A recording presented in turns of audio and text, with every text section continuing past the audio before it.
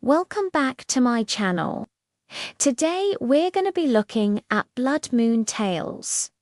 So if you're scared of the dark, this might not be for you. And yeah, let's get into it. The term blood moon is used to describe a total lunar eclipse. When the moon is at its farthest point from Earth on its orbit, the moon and the Earth's shadow lines up perfectly. And fun fact, according to NASA, this can only happen twice a year because of the tilt in the Earth's axis. Because of this alignment, we are able to cast our shadow on the moon, and when that happens, the moon looks a rusty red color. This phenomenon has been happening since the beginning of time and will continue to happen until the heat death of the universe. Humans have always had an obsession with the moon. Some believe the moon landings were fake, some believe the moon can control your mind, and others believe it can control your actions. Well, today we're going to be looking at stories that revolve around the blood moon. So let's get into it. When the blood moon occurs, animals go insane. This is a popular myth among farmers who say that the animals will either become pregnant or die. Some say birds will stop flying, dogs will lose their minds, and cattle will just stand around aimlessly, seemingly forgetting how to be cows. What they do know is that when the blood moon is out, there are things lurking in the shadows that come out to hunt. Our next story comes from Reddit user ColdFury92. Back when I was stationed in Korea as a soldier, there was a full moon when we were doing guard duty. My partner and I were chatting about local legends and such. And he told me that a blood moon is when the gates of hell open and evil spirits walk the earth. Shortly after midnight, a jeep full of drunk Korean businessmen drove by and stopped in front of the guard shack. They asked us where the public bathroom was, and we directed them to the building behind us. About 2 minutes after they left, I heard screaming in the direction of the latrines. We looked over and saw one of the men kneeling by the toilet and another slapping him and yelling at him to get up. The guy stood up, ran outside and collapsed on the ground. They got back in the jeep and sped off. My partner and I looked at each other and then at the full moon and quietly agreed to never speak of it again. Sometimes the line between the living and the dead gets blurred during a blood moon. This story was posted by a user named Delta Echo Yankee. When I was a medic in Iraq, we had a pretty decent setup as far as living situations went. We were staying in what they called a palace that had been abandoned by the government when Saddam Hussein's regime fell. It wasn't much to look at from the outside, but it was big enough to house everyone comfortably. There were 2 floors, each split into 4 separate apartments, as well as a basement and attic. One night, during a blood moon, I was woken up in my room by what sounded like screams in the middle of the desert. Obviously, being in Iraq, you never let your guard down completely. You always assume it's a rocket or maybe small arms fire.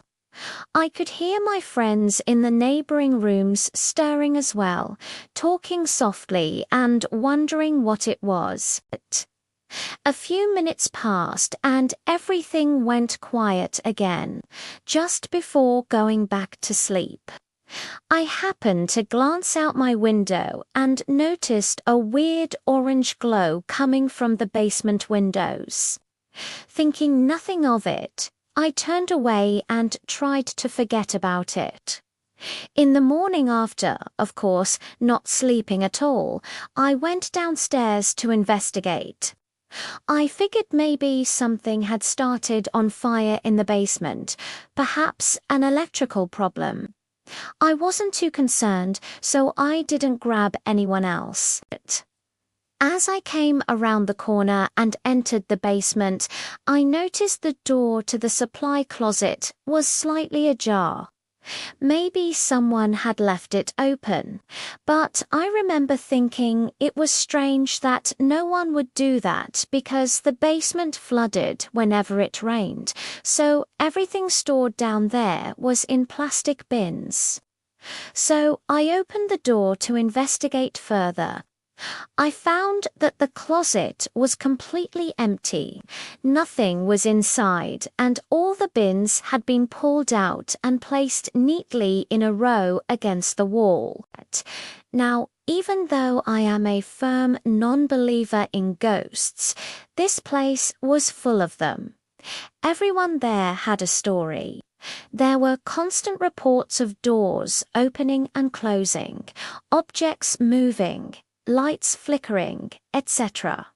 I shrugged it off as an elaborate prank, but what I did notice was that all of the bins in the supply closet were neatly stacked in a line, and none of them had any sort of identifying marks on them. Every supply bin had its own distinct mark, whether it was duct tape, spray paint, chalk marker, etc., to make it clear whose supplies were whose. This wasn't a prank. Also, the door to the supply closet had been propped open using a full ammo can. I don't remember exactly how heavy they are, but they aren't light, and whoever put it there made sure it wouldn't move. I checked the date on everything in the closet to see if maybe someone had come in the night before and removed the supplies. Everything was dated the same day. I couldn't fit everything back into the closet due to the amount of stuff. But I rearranged everything so that it was all facing forward instead of sideways, and closed the door. From that day on, no one ever touched anything in the basement again. I seriously doubt that whatever entity was haunting that closet was pleased with my rearranging of the items, but nothing else was ever taken from the basement again. Sometimes the blood moon brings out more than just evil spirits. User moth_man89 posted this story titled Wolf Attack. This happened many years ago in northeastern Pennsylvania. My grandmother and her sister were returning home late at night from visiting relatives in a rural part of the county. As they drove, the headlights suddenly went out. No big deal, right? So they pulled over and started to wait for the automatic lights to turn themselves back on. Suddenly, the trees around them started to move and shapes started to emerge. They recognized the shapes as wolves. Then one of the wolves started to approach their car. They rolled up the windows and locked the doors, but the wolf continued to pace back and forth near the car, occasionally scratching at the windows. After about 5 minutes, the headlights suddenly turned themselves back on and the wolf ran away. My grandmother and her sister, who had both been in the Navy at different times, drove home the rest of the way without saying a word to each other. Neither of them wanted to break the silence or admit that they were both scared. They finally arrived home, safe and sound. So if you see a wolf under the light of a blood moon, run away, The Native Americans have a legend that says the wolves howl at the moon because they want to jump into its light. They say the wolves gather in packs and take turns jumping into the air and trying to catch the moon, but they never succeed. That's why they feel so sad. But let's leave those poor wolves alone and focus on this next story. This one is from a user named James the Brit. Many years ago now, my grandfather kept pigs. He'd let them roam free in the fields during the summer months. Come evening time, he'd whistle and they'd all come running back to the sty. On the night of the blood moon, he whistled, but his pigs didn't come home. At first, he assumed they'd found some tasty truffles to go rooting for and decided to wait it out. But hours later, still no pigs. So he grabs his shotgun and heads out into the darkness to find them. Now, back then, my granddad was very fit and strong, but he was nearing 60. He walks through the night, calling out for his pigs until he sees something in the distance. It's a shape standing upright on two legs and holding something in its hands. As he creeps closer, he can hear a gurgling noise and he can smell something metallic. As it turns, he can see it's one of his pigs. It's got two little slits where its eyes should be and its mouth is hanging open. It drops the thing it's carrying and scuttles away. My grandfather, not knowing what else to do, shoots it. It squeals and runs off, dropping the thing it was carrying. He then realized what it was holding. It was a human heart. Now, to this day, no one knows what happened out in that field that night.